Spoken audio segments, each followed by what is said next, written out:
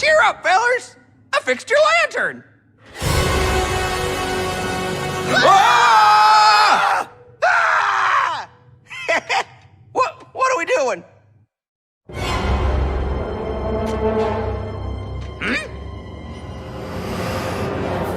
Nobody make any sudden movements or loud noises. Yeah! We found a pterodactyl! Hello, everyone, and welcome back to Pining for the Falls, the only podcast that has discovered dinosaurs. I am Fire Princess Lily, and I am joined, as always, by my good friend, Doc Sea Monster. Hey, Doc, how you doing? Open the door, get on the floor, everybody walk the dinosaur. Exactly. That is totally this episode. That's the whole episode. Bye, everybody. Yeah. No, I'm good. Not a lot is going on with me lately. Still going through my MCU rewatch. We did Ant-Man and the Wasp today. I've seen it once before. It's an okay movie. It's got a lot of good moments, but I don't know how well it comes together as a whole. Right. We're gonna try and polish off Captain Marvel and Endgame this week, and then I'm trying to talk another friend of mine into starting up because we were talking about Korra the other day. Right.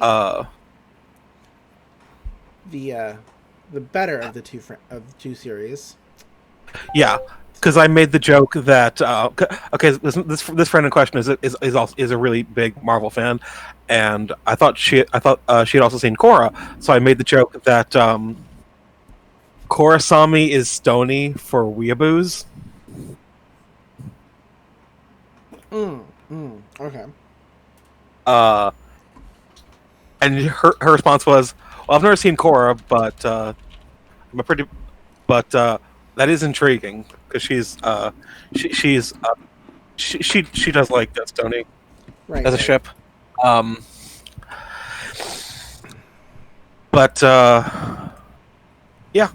So I'm trying to talk, but we were talking, and she hadn't seen Korra, but she also hasn't seen all of Avatar, Last Airbender. So I'm trying to talk her into doing a watch through of the two series, because I need shit to do, Lilith.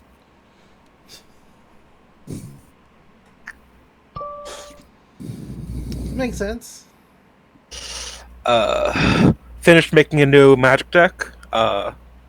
It's this creature that doubles all damage from cards that have an odd casting cost. So it's all focused around that card, and there's a bunch of other cards in the deck that double damage. So I can do a lightning bolt for 24. It's great. Nice. I haven't played it yet, but I'm going to take it to the next online game I play. You kind of get it to the table and see how that goes. What have you been up to lately?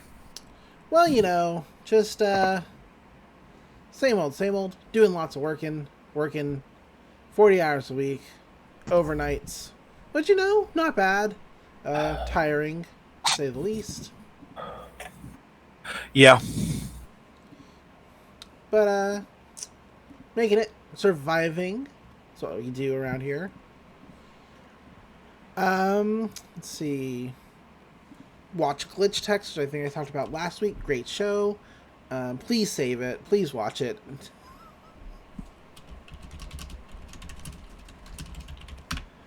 Let's see, what else? I watched something particular. Oh, still watching Infinity Train Season 3, which I'm in a room with somebody who hasn't finished Season 2. So we cannot talk about that. I don't think Nathan's even watched Season 2, so... Or Season 3. At least Season 3. So, still can't talk about it. Even if I wanted to. And I do. But I can't. It's just how that goes. Let's see. And wrestling happened on a different night than usual. It happened on a Saturday instead of a Wednesday because basketball. We gotta put off because of basketball. Real sports, not scripted sports. They're more important, I guess. I don't think they are. Let's see. What happened on wrestling? Bunch of cool shit happened on wrestling. But let's see. What do I want to... Oh, right. Cody Rhodes got the shit whipped out of him. It was amazing. People who don't know, people who don't watch wrestling, because, you know, whatever. That's fine. You're allowed to not watch wrestling or like it. You know. Good for you. Cody Rhodes was the TNT champion. He is no longer the TNT champion because he got shit whipped. He got shit ripped real bad. Ever since he won the title back in May, he's basically defended it every single week and had like these like pretty cool, like real competitive matches, right?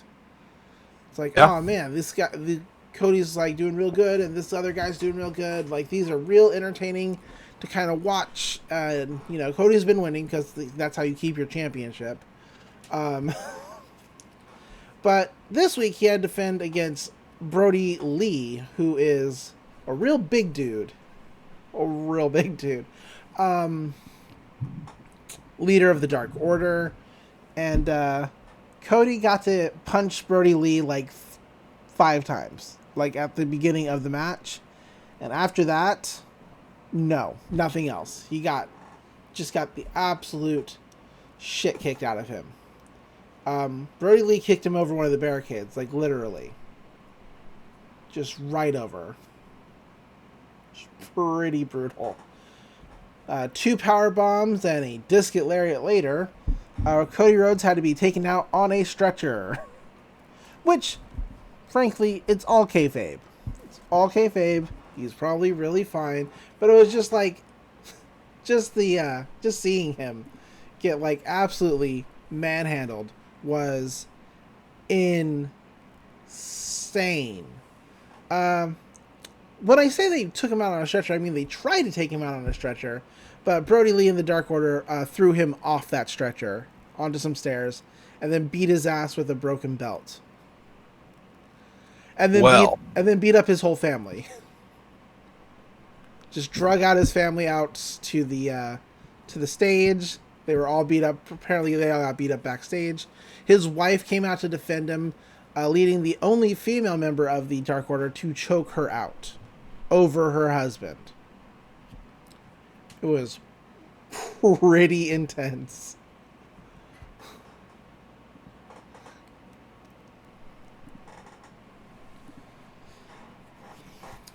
What else happened on wrestling other than Cody getting the absolute shit just beaten out of him like he owed somebody money? It was just... I thought they only saved those kind of beatings for Marco's stunt. Apparently not. Anyway, what else happened? Oh, NWA Women's Champion Thunder Rosa is coming to AEW for their pay-per-view All Out to challenge Hikaru Shida for her AEW Championship title, which is going to be an amazing match. Thunder Rosa is an incredible wrestler. She's that sounds interesting. So good. Nobody knows exactly what this means other than Thunder Rosa is coming, because there have been tweets from people who are in charge of the NWA who are saying like, yeah, we've always said that the NWA is open for business, you know. The NWA is talking about it, which of course they would. It's their champion, you know, doing something. Of course they're supposed to talk about it. But some people think this means that there's going to be like a partnership between the NWA and AEW, because the NWA isn't doing anything right now. Not a thing, because coronavirus has totally shut down their tapings. Like, they don't have like their own. It's not like the Khan family, who owns the Jacksonville Jaguars and can use Daly's place to do what they want. Like, So that's why AEW continues to tape, is because they have some place to do it. If they weren't going to do it at Daly's place, they'd do it at the Nightmare Factory, which is the Rhodes family wrestle training school. They did that for a whole month before. So it's like, unlike AEW, NWA doesn't have these kind of things that they can just go record at. So I'm not sure if this means if there is going to be a partnership. I mean, it'd be cool because then I could watch some NWA talent without actually having to watch NWA, because Billy Corgan owns NWA, and fuck him. Fuck Billy Corgan. He's got a bunch of cool wrestlers like Thunder Rosa, but I'm not going to give them any... I'm not going to give Billy Corgan any money in any kind of way. Even, like, via views on YouTube, which translates into, like, spare change. You know? Yeah. And people will be like, whoa, Billy Corgan? What did Billy Corgan do? I love the Smashing Pumpkins. Well, friends, if you don't have Google, and you should, Billy Corgan in 2012 threatened to break the arm of a trans woman and kill her for, let me check my notes here, asking him to pay for the pedal she made for him. She made a trans woman who makes like custom guitar pedals. Made one for Billy Corgan, sent it to him to try out, and then she messaged him like, "Hey, could you pay for that? Or if you don't like it, that's fine. You know, could you just like send it back to me?" And he sent back threats of violence and death. So fuck that guy. Forever. He's never apologized for it. And even if he did apologize for it, I probably wouldn't believe him. So I don't want Billy Corgan getting more money, but at the same time, I would like to support those other wrestlers. You know, it's a real double-edged sword here. So yeah, what's up?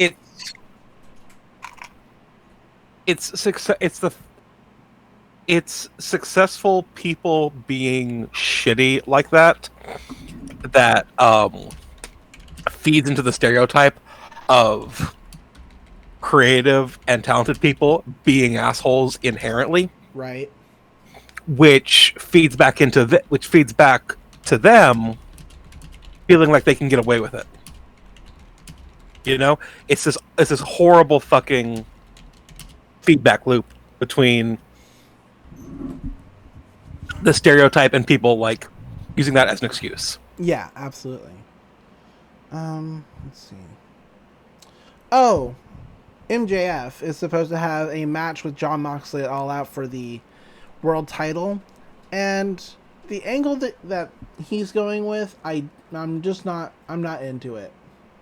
I'm not into it. And I am like in the minority of this. Everybody loves when MJF does anything, and he is an entertaining heel. I'm not saying he's not. But the other week, Jon Moxley attacked him from behind because he called Jon out, and he took the opportunity to just, beat his ass, because that's what Jon Moxley does. And he hit Maxwell with the Paradigm Shift, which is his finisher. So now he's doing this angle where he's pretending to be injured so that he can get the Paradigm Shift banned from their upcoming match. And I don't like the angle. I think it's dumb. I mean, because what's stopping Jon Moxley from saying, "Oh man, I didn't know that I injured you. I guess we can't have the match after all." That's what I would do. Literally. I'd just call him out on his shit, and I don't understand what's stopping Jon Moxley from doing that. We'll see how it goes. I mean, if I've thought of that, obviously somebody who's been in wrestling for years would probably think of that. So, and maybe that's not what people want to see, but yeah, I think it's dumb. He's wearing a neck brace, walking around with a walker, talking about how he's never going to be able to play with his future children because of this injury. And it's like, man, if you're that injured, and I know that he's faking it, don't come to me and say he's faking it and being a heel. I know. But the point is, if he is that quote-unquote injured, then I guess they don't need to have the match at all. This whole thing seems ableist as fuck. Yeah, it's not great. He's a heel. He's a heel, though. He's a heel doing heel things. The writing seems ableist. Huh? I think the writing seems ableist. He's writing it. Yeah. In AEW, there's not a writing team that writes your promos for you. It's very sink or swim. So so whatever you're saying on TV, you've written for yourself. Right. So it's probably better for them, but I mean, like you said, sink or swim. It's better than in WWE where they give you like 3 pages of notes to read about what you're supposed to say. So, I mean, apparently if you have trouble speaking like on a mic, they will help you come up with something, because you have like Chris Jericho there and Matt Hardy, and they've both been in the business for years and cut 1,000,000 promos, so they know what they're doing. But generally, it's like it's up to you to come up with your stuff. And if it's not good, then that's on you. But yeah, I don't. Maybe that's why I don't like it, is because it feels ableist, and I wasn't able to put that to words. That makes sense. It just doesn't make any sense to me that if I'm the champ, and I've injured somebody, and he still wants to have a match, then no, I've injured him. He should probably heal up, and we can have a match when he heals up. Yeah. I don't know. I don't like it. That's really... I mean, the Women's Tag Team Championship, that had its conclusion, and the team that I wanted to win won, which is great. And I think that's all we really need to talk about in wrestling. I've gone on just a little long. All right, time for me to start paying attention again. Well, thanks. No, it's fine. I don't watch wrestling, but I actually do find it kind of interesting to like hear about it, because it's like interest. It's interesting to it's interesting to hear about. Right. Like I used to follow some people who vlogged about wrestling. You want to talk about Gravity Falls? Yeah, let's talk about Gravity Falls.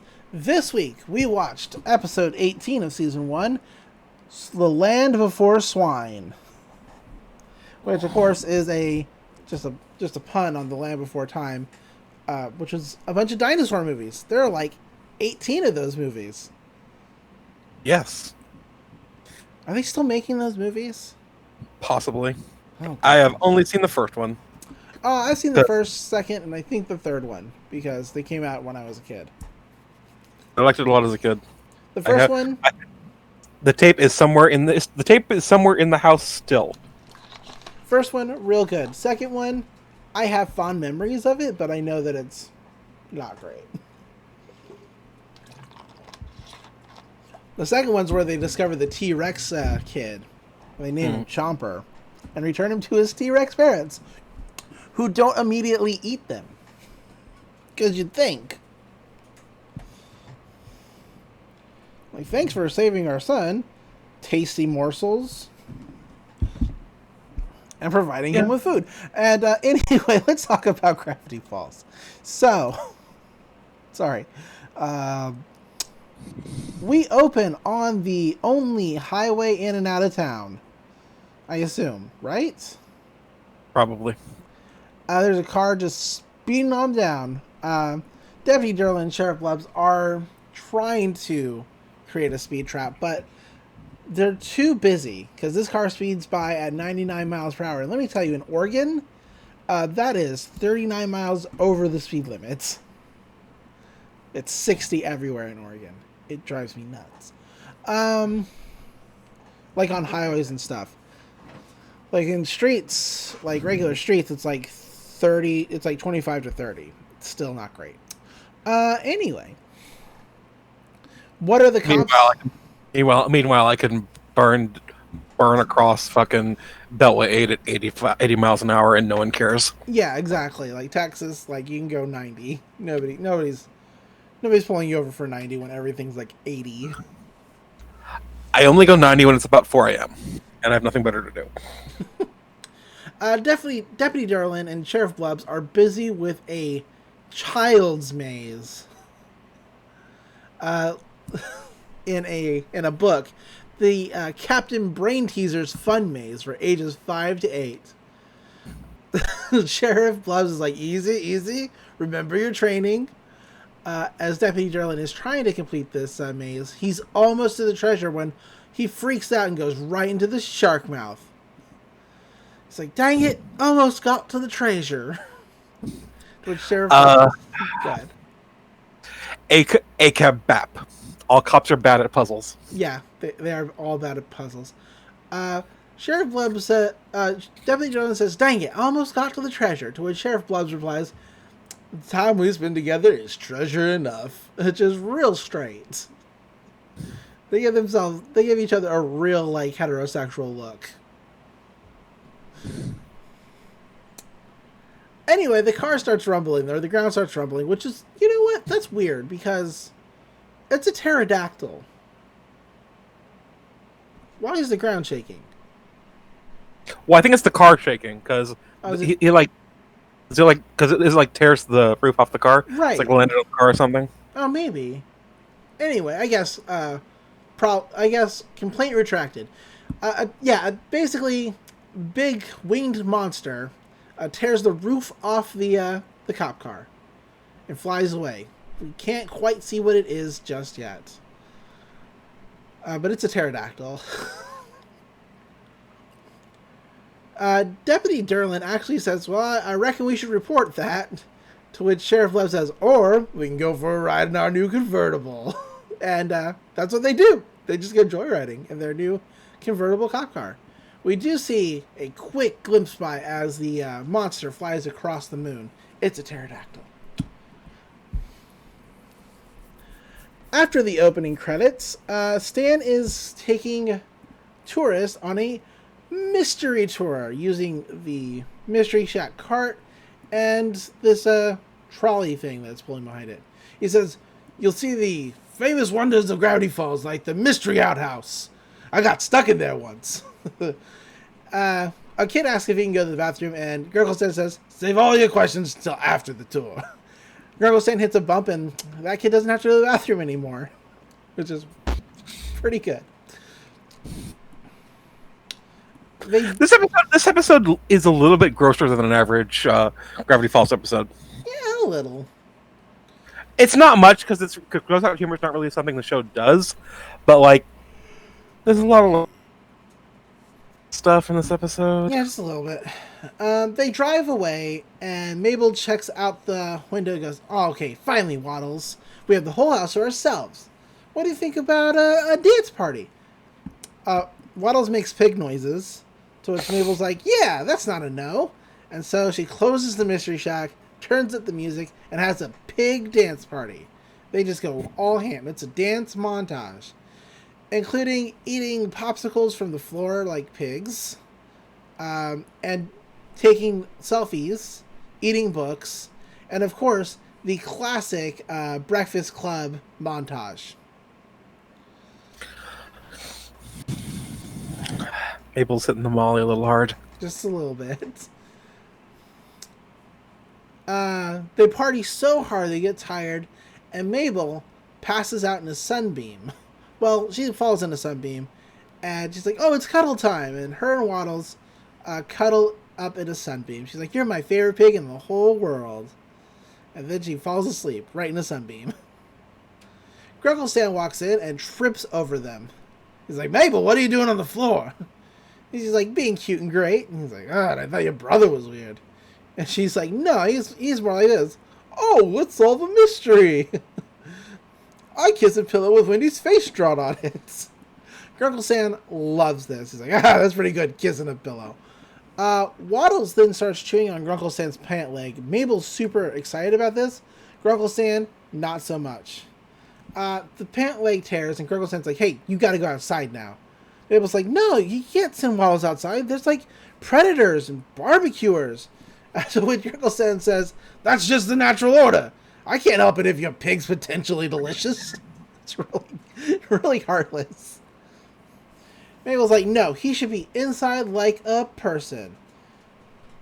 And Grunkle Stan's like, well, pigs don't roll around in their own filth. Like, people are better than pigs. Mabel's like, maybe we're not so great from pigs because we don't roll around in our own filth. Maybe we should be put outside.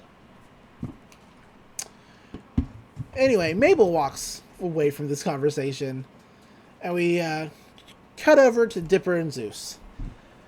Dipper's excited. He's like, today's the day, Zeus. Thanks for coming along on this mission. Zeus is like, oh, dude, it's an honor. Today I'm sweating from heat and excitement. It's real good. I like Zeus. Zeus is always... Go ahead. Zeus is always great. Zeus is always great. Dipper opens a manila folder. Is that there's something in these woods that's big enough to rip the roof off a car. We're gonna get a photo of it, and we're gonna be heroes. And Zeus is like, yeah, and all the babes. We'll get all the babes. You'll be fitting off smooches with a stick. A stick, dude. They set up their cameras, which is an elaborate system that is tied to a stake and 4 different cameras. When the monster flies through one rope, it'll set off all the cameras, is what Dipper has going for us here. Zeus sets it up, and he gets caught in the sap of the tree. He's like, oh, is sap supposed to be this sticky? Dipper explains the plan about the camera and the rope, blah, blah, blah, blah, which we already went over.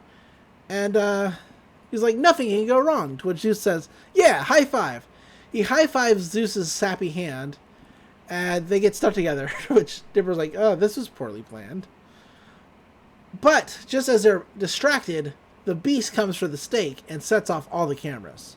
We cut it back over to Mabel, who is knitted a sweater for Waddles.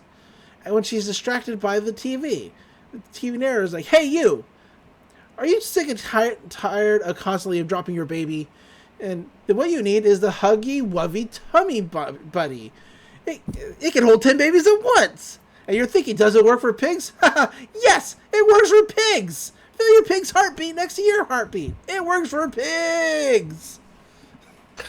I just want to say that 10 babies is an entirely unreasonable number. Yeah, absolutely. It raises too many questions.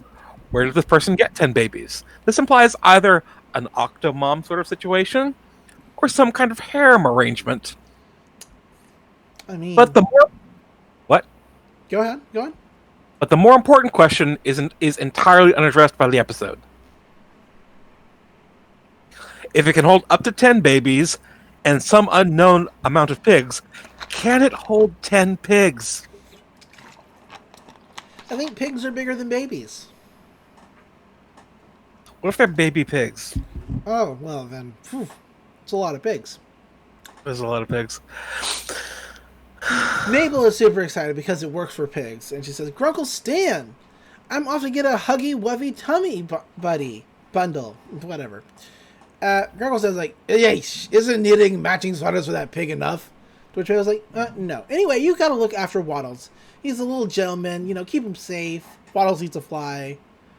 Grunkle Stan's like, not now, kid. I got some tourists coming through. Gotta get their money.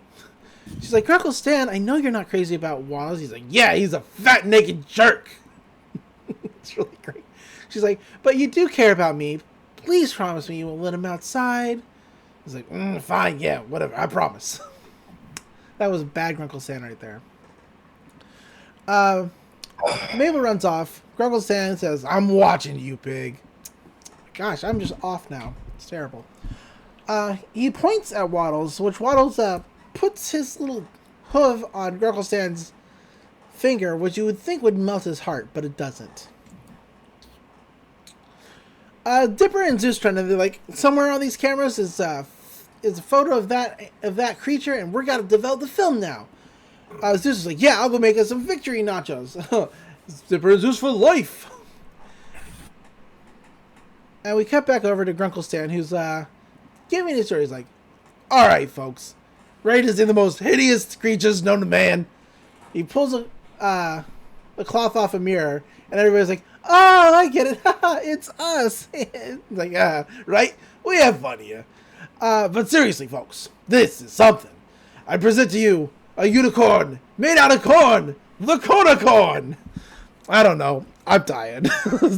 He pulls off the blanket and reveals a wire horse frame with half-eaten corn cobs still stuck to it. Waddles murdered the corn. Waddles murdered this corn. The crowd gasps, and they're like, "This is a ripoff." We see it Waddles just chewing on a corn cob. The tourists are like, "Come on, we're leaving," and they drop all their merchandise, which really upsets Stan because, of course, he's in it for the money. You know, I've been wondering why the Mystery Shack is different every time we see it. But it occurs to me now that Stan is constantly coming up with new attractions to keep the Mystery Shack fresh. Well, yeah, that makes sense. If only to keep the locals keep continuing to come there. Absolutely. You know? Yeah. We cut over to Dipper, who's developing film, and he pulls up a picture, and it's just of a wing. He's like, if camera B got the wing, then the one that got the rush is camera C. And he runs over, and the film is just about to develop. He's like, the creature. This is when Zeus carelessly throws open the door, letting in a bunch of light, and the film doesn't develop, of course. It burns out. Yeah. Dipper's like, oh no. He's like, don't worry, dude. I only ate like a third of these nachos. Or like half of them. Oh, I ate all of them, dude. We cut back over to Grunkle Stan, who's taking Waddles outside. It's like, just 10 minutes without the pig in the house. Is that too much to ask? There. Mabel asks, this didn't happen. He gives Waddles some money. He's like, oh, but Grunkle Stan, it's not safe out there. There's predators. Oh, brother. That's when... Yes. Go on. Stan tries to bribe Waddles to like Mabel, which is objectively one of the most Stan things he's ever done. Absolutely. It's a real good bet. You think it's one of his counterfeit bills, or did he actually give Waddles like a real dollar? I think he gave him a real dollar. It's just a green dollar square, so it's hard to tell. But the lines are all straight, so... Well, cartoon dollars are the easiest kind of counterfeit. Yeah. Oh, you want a quick fun fact? Yeah, go for it. All cash that you see close up in like movies and TV is real money. Ooh. Because they can't actually make fake money for the purposes of like filming. So like it's like it'll be like a stack of it'll be like $100 bill on top of a stack that's of like newspaper that's like bound in a bank Right, yeah. In a bank wrap sticker, but I don't know. I forget what those things are called. But like, there'll be like one real bill on the surface, and then the rest is like newspaper.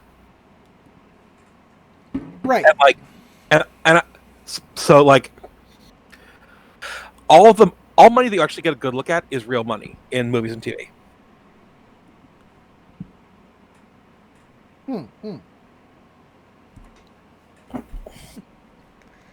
Anyway, the pterodactyl kidnaps Waddles. Then turns his back, pterodactyl swoops in, grabs Waddles.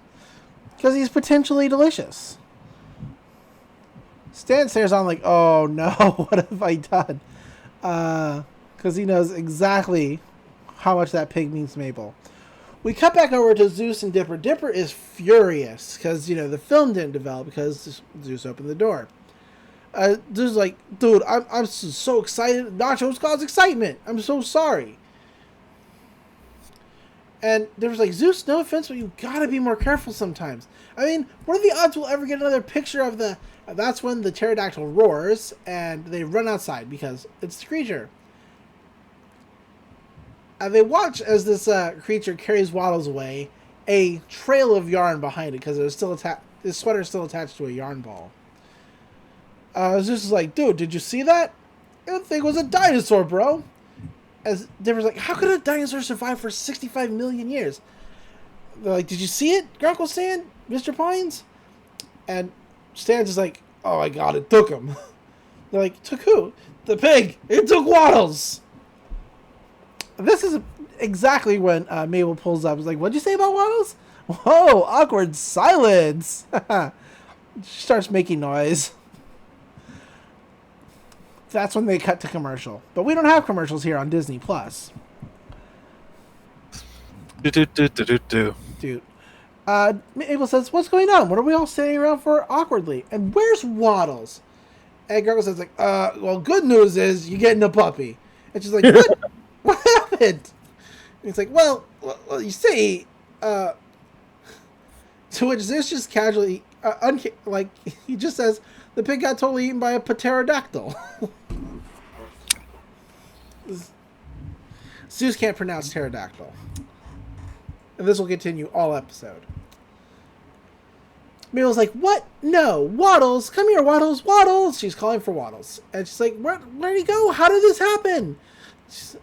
Grunkle Stan, you didn't put him outside, did you? He's like, what? No, I didn't put him anywhere. I'm not acting suspicious. You're acting suspicious. And they're like, well, then what happened? He's like, well, look, it went down like this, see? So there I was in the living room, tenderly nursing him with only the richest of creams, when all of a sudden, the pterodactyl breaks into Stan's retelling of the account. Yeah, we get like this whole like fantasy sequence. Yeah, it's a whole fantasy sequence. Pterodactyl breaks into the mystery shack, grabs Waddles, and he's like, so I said, nah, no dice, cowboy!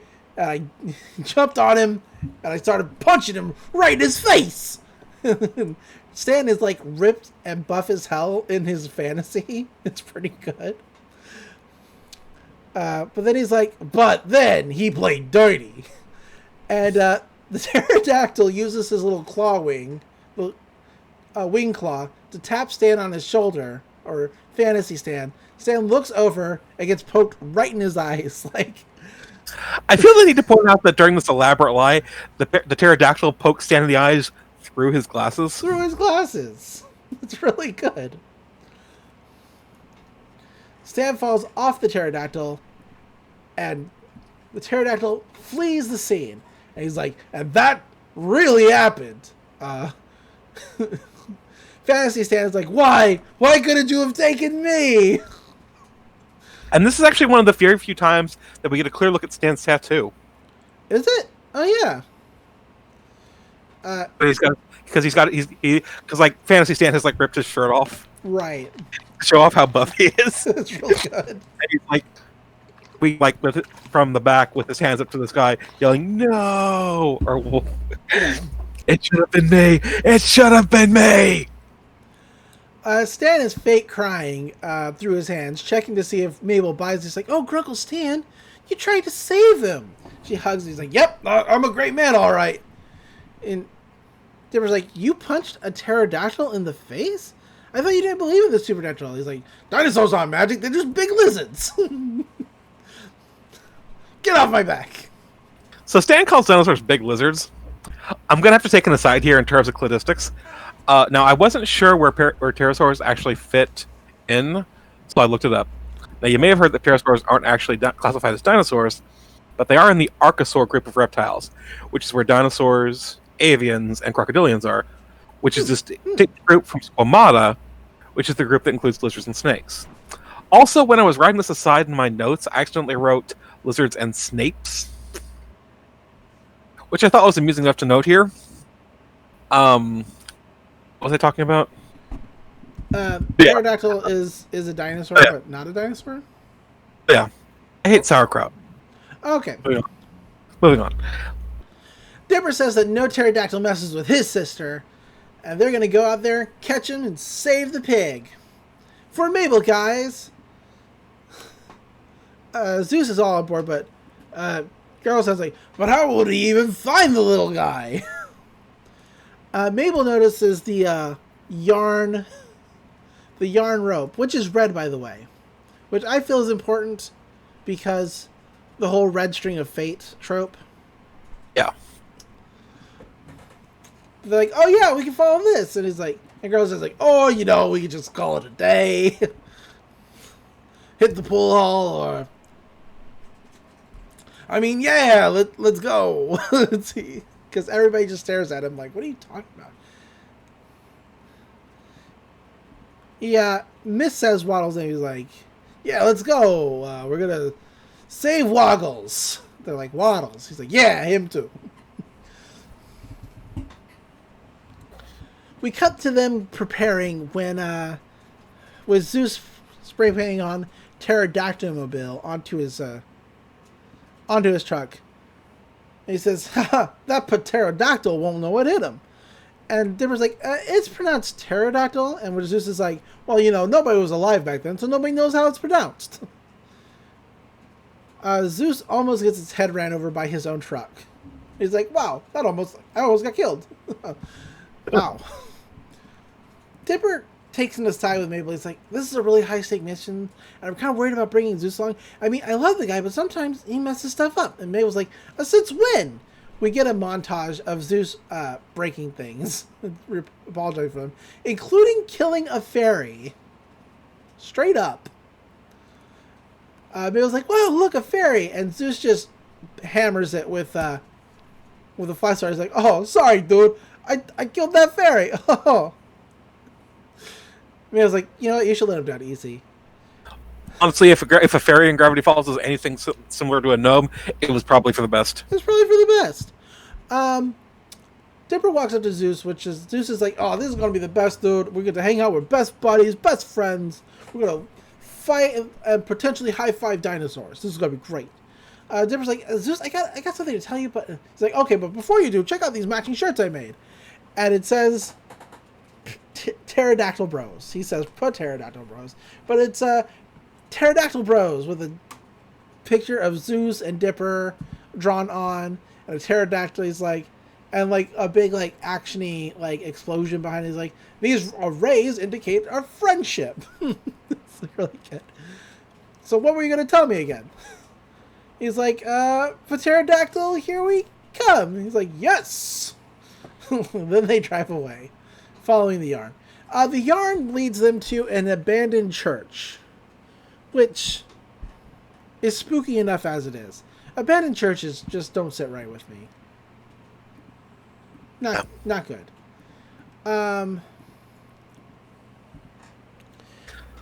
But they walk in and they're like, okay, the red yarn leads to, and at the end of it is Old Man McGucket. Like, Old Man McGucket, he's like, howdy, friends. Like, what are you doing here? He's like, you'll never believe me, but I was doing my hourly hoot nanny. He does a little dance that Grunkle Stan hates. When this enormous wing quitter stole my spoons and flew lickety-split into the abandoned mines yonder. They look into like a hole, and Grunkle Stan's like, it looks kind of hairy down there. And I was like, come on, Grunkle Stan, you can handle it. You punched a pterodactyl in the face, remember? He's like, oh, yeah, I did do that, didn't I? Old Man McGucket leans over and goes, Ma, what suspicious laughter? I really like Old Man McGucket. I was like, we're going in, guys. McGucket says, hey, you need somebody to tag along and tell you weird personal stories? And they're like, no, we don't need that. But we cut to a rope falling down the hole, and McGucket saying, so there I am, fighting over the raccoon for the same piece of meat when our mouths get too close and we accidentally kiss. He's coming along anyway. Girls are like, so yeah, McGucket is telling the story of how he met his second wife. How he met his second wife. Not his first wife, because his first wife?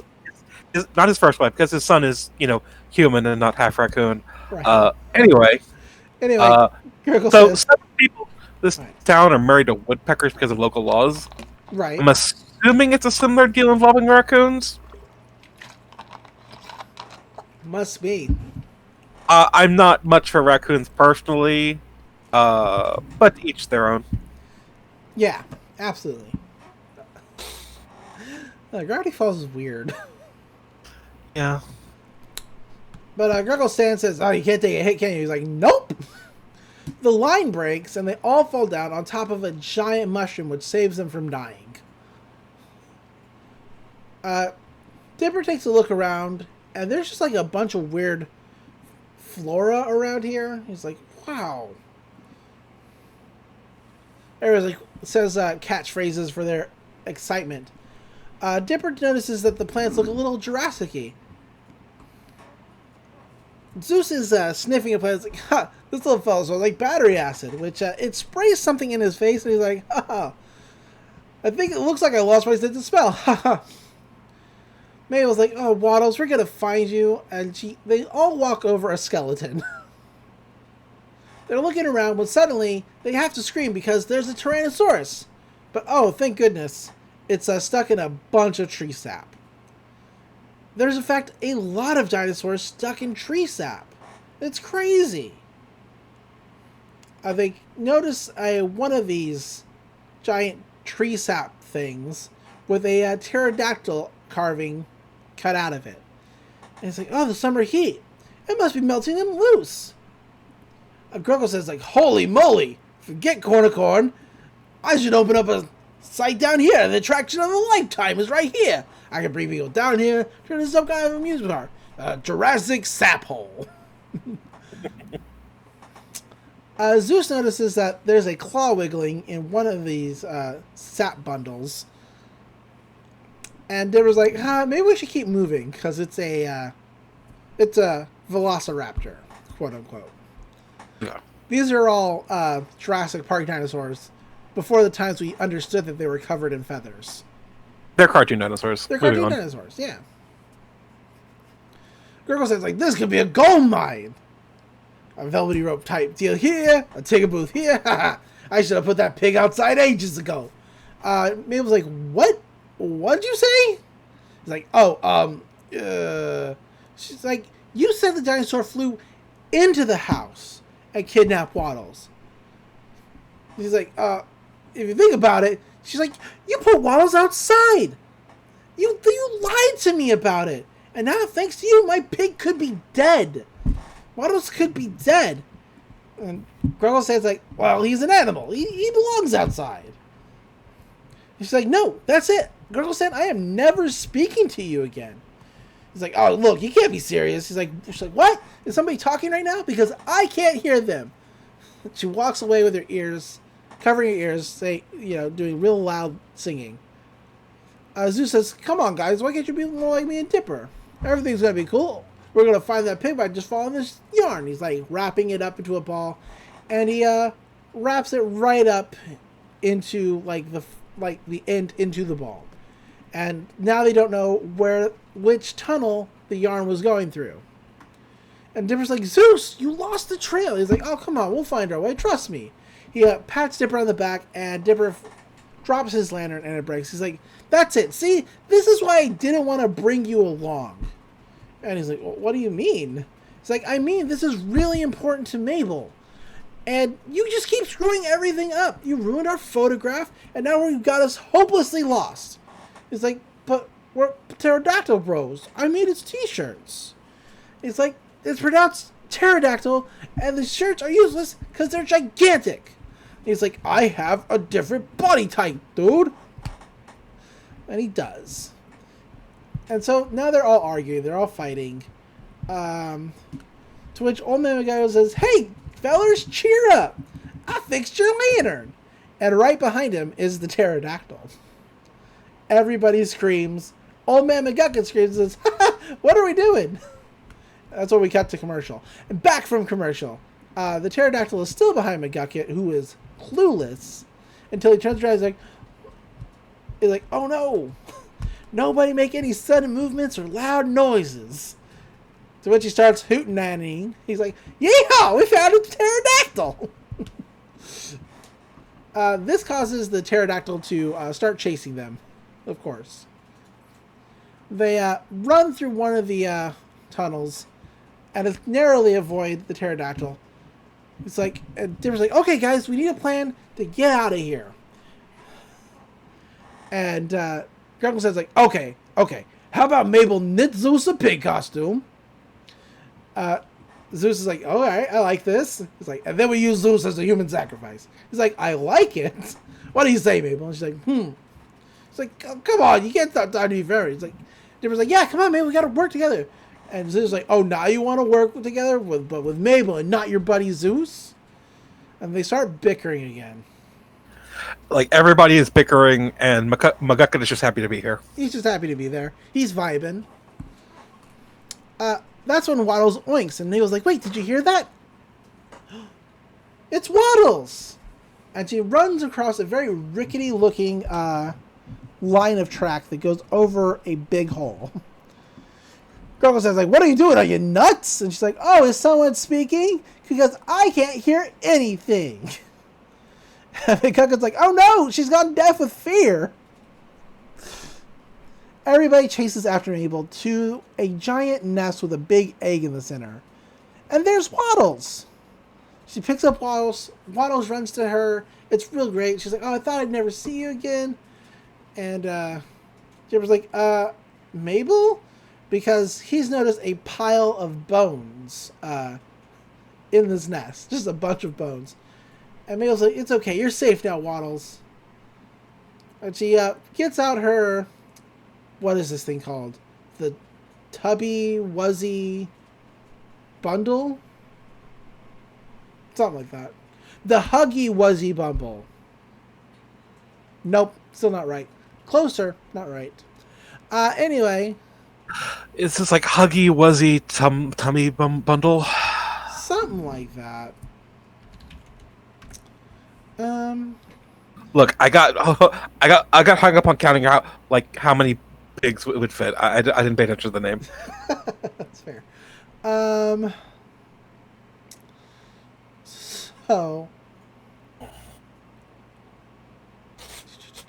So Dipper's like, okay, cool. You got Waddles. I'm so glad you got him. But now let's get out of here. Like, he's like real scared. That's when the pterodactyl flies by, and Waddles runs right to Stan, trying to get away. And Stan's like, get off me, you dumb pig. The pterodactyl nearly snaps the rail line that they're lying on, but it does send Stan and Waddles falling to the floor, which they once again land on a giant mushroom. It saves their lives. Gotta love them Underdark mushrooms. You know, they're just saving lives. Yeah. They land in a mud puddle, and Stan's like, oh. Waddles is just rolling around. He's like, of course you would enjoy this. That's when the pterodactyl swoops in and grabs Stan's hat.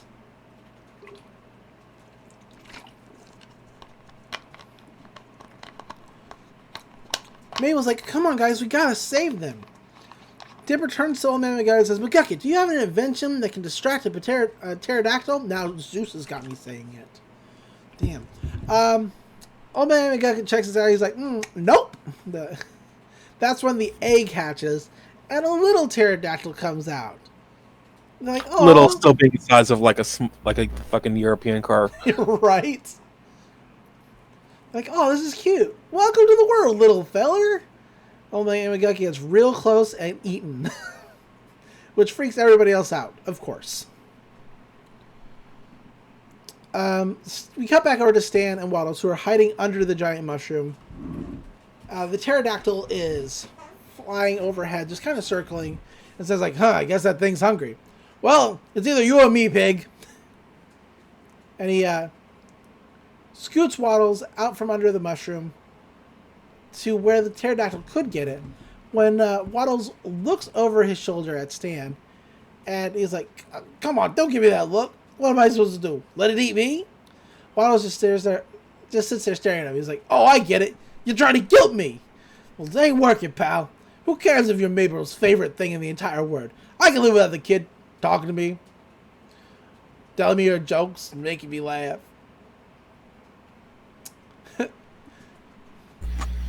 Waddles tilts his head and oinks, and Grunkle Stan actually chuckles about it. He's like, oh, dang it.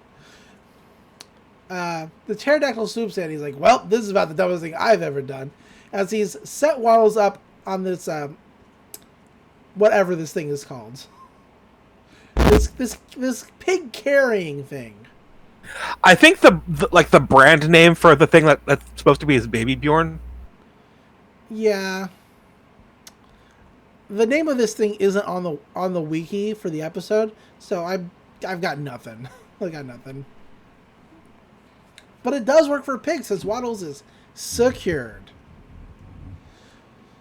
But Stan's like, if you want this pig, you're gonna have to go through me, you flying devil! Come and get me! swoops in for Stan, who leaps at its mouth, and we cut over to to Mabel, Zeus, and Dipper. Is like, oh, dude, did he really just get eat by that? Did he really just eat that prospector guy? That's messed up.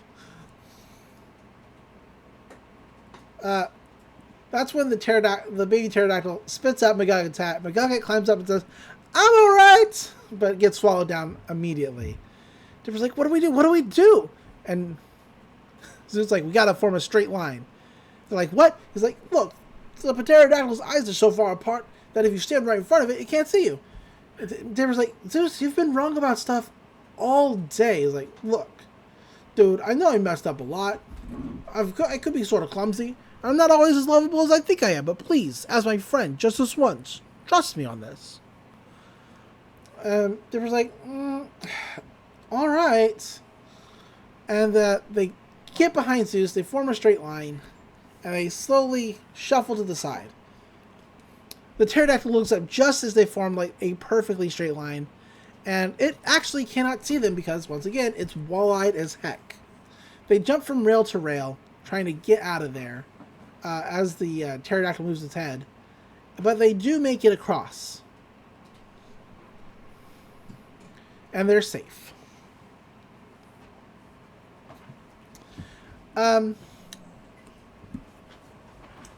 This is when they notice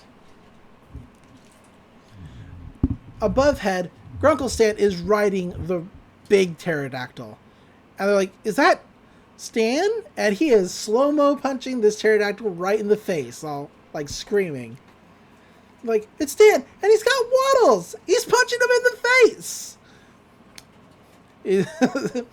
Grunkle Stan gets a really great line here, like straight from Moby Dick.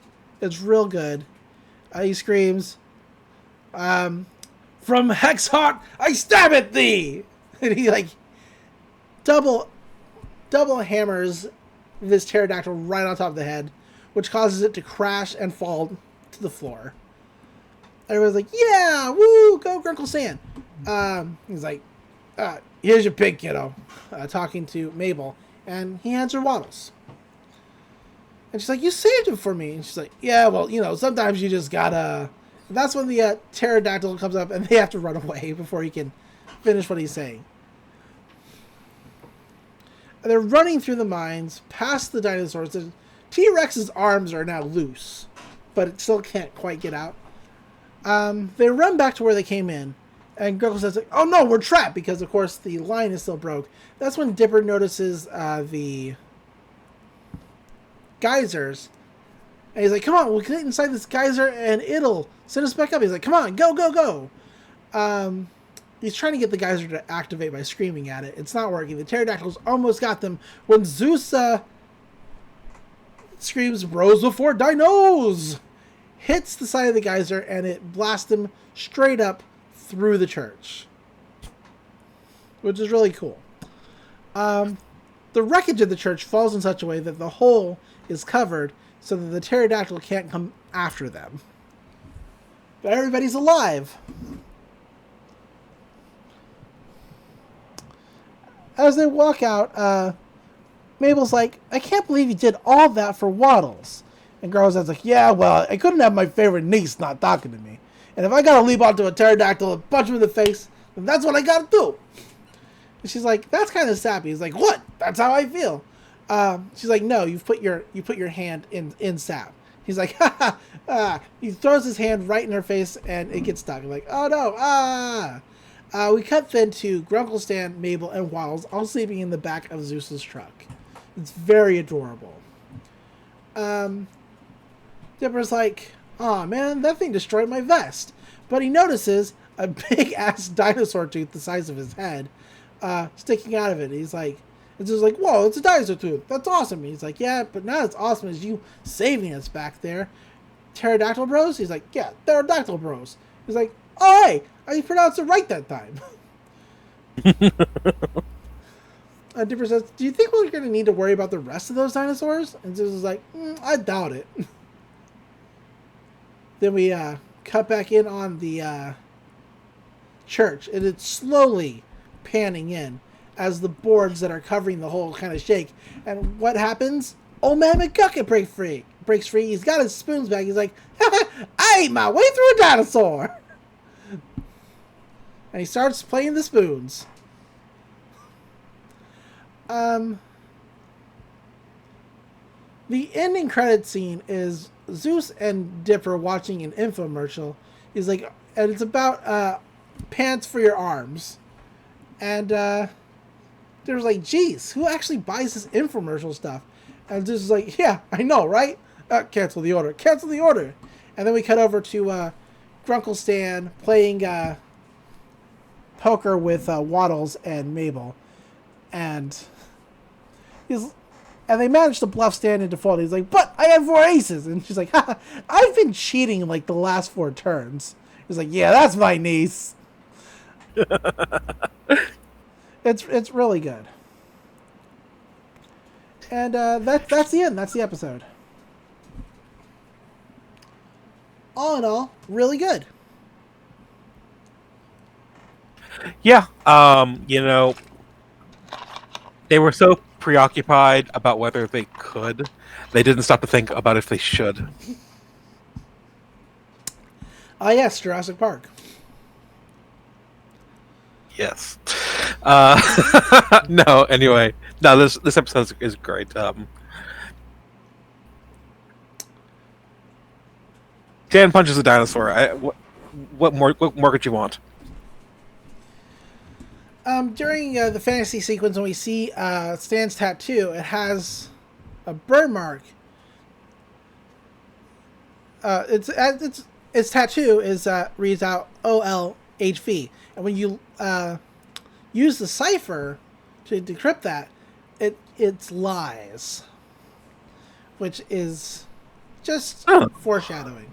The cryptogram for this week actually reads, "It works for pigs." It works for pigs. It works for pigs.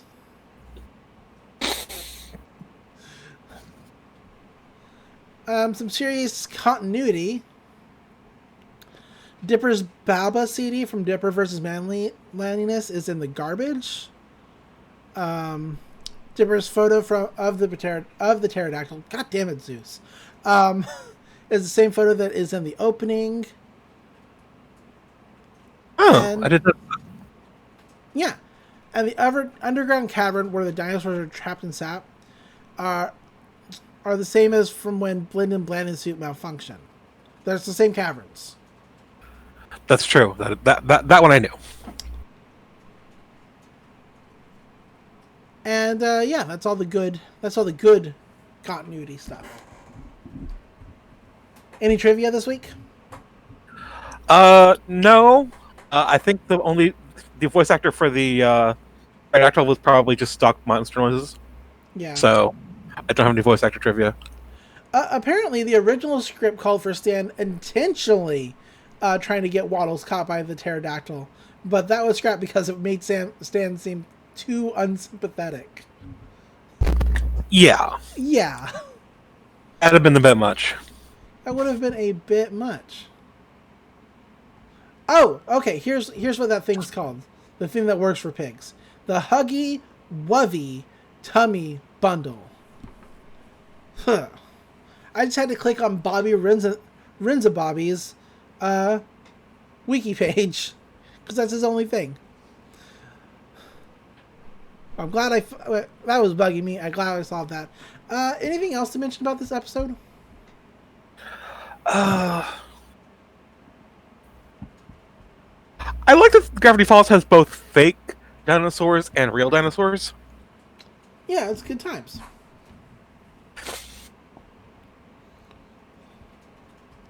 And episodes where the rare most of the time when Stan has like is either in the part of the main plot or the B plot, he's not directly interacting with the supernatural stuff. Right. But whenever Stan is interacting with the supernatural stuff, it's really funny. Because like he's been in Gravity Falls a long time.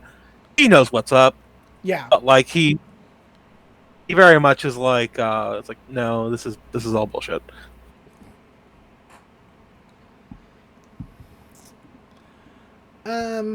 Yeah, this is a good episode.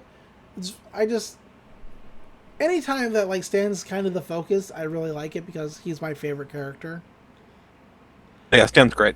I don't know. I just like characters who are trash. All right. So Yeah, but the thing is, he's not complete trash. He's like complex trash, he is complex trash. Absolutely. and that's what makes him engaging. If he was just a piece of shit, like if he actually had like tried to get Waddles eaten by the monster, or like if he didn't like care as much about the twins as he does, he would be a lot less interesting. He'd be boring if he was that one note. But like, Yeah. there's a lot of nuance to his character, and that's what makes him fun. Agreed. All right. Well, next week we're going to be watching episode 19, Dreamscapers, which will be the first appearance Of a character, of a character who is super integral to the show as a whole. it is my favorite episode of season 1, and it's It's a little Gideon episode, kinda. yeah.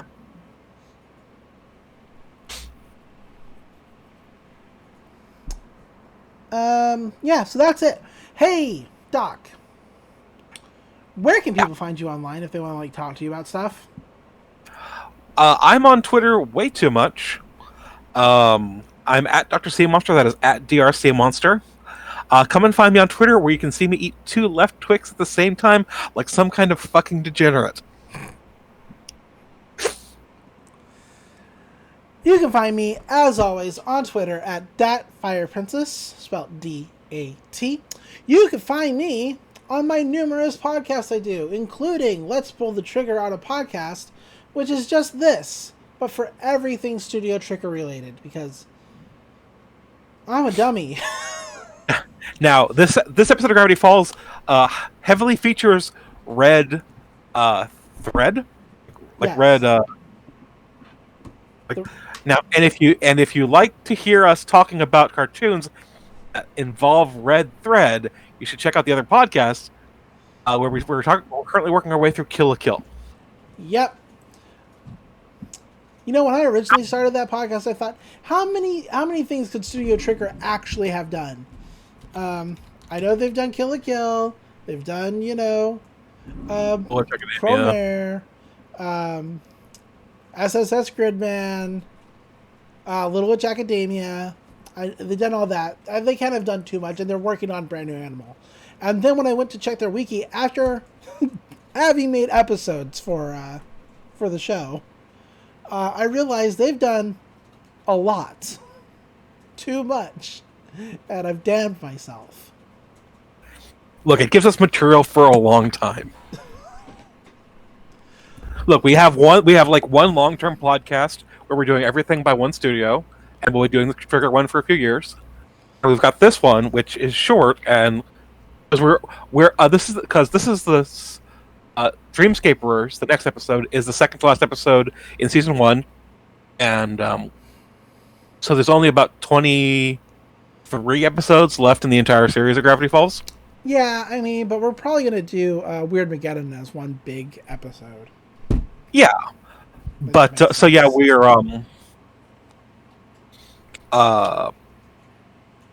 so we can do like shorter shows for in this time slot, and keep up the Trigger one over long term.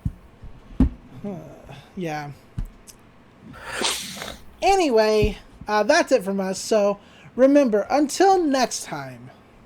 Reality Solution, the universe is hologram. Bye, Gold. Bye. Bye. Bye. Hi, I'm Bobby Renzotti. Are your arms jealous of your legs? Then you need arm pants. The pants that you wear on your arms. Yeesh. Who actually buys this infomercial stuff? I know, right? Cancel the order. Cancel the order. Snorting! That's his tell. I fold. Tough luck, sucker. Waddles was bluffing. What? I had 4 aces. That pig is a wizard. Look at him. He's taunting me. I've been cheating the last 8 turns. Ha ha! That's my girl.